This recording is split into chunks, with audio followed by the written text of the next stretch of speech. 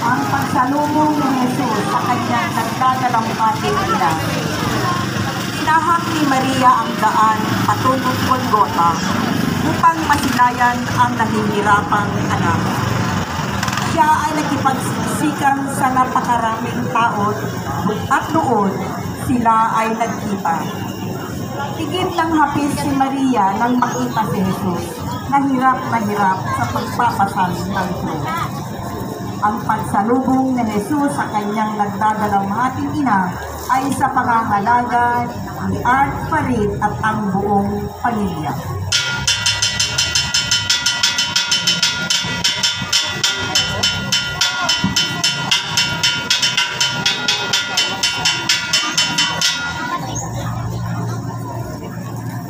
Nasalubong ni Jesus ang mga babae